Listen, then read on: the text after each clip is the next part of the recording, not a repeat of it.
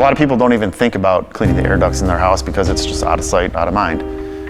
We go into houses where they have bad allergies or they just came back from the hospital, and we go in and start by cleaning the entire HVAC system. We don't accept low-level service. It is always offering the best service possible, always doing what's right for the customer, and we stand behind our work no matter what. Positivity affects everything. It affects us growing, it affects us being a leader. You have to consciously try to be positive, and it really affects everyone. You know, you develop a culture that people want to come to work, they want to offer great service, and they want to know that they're doing something a little bit more than just a job.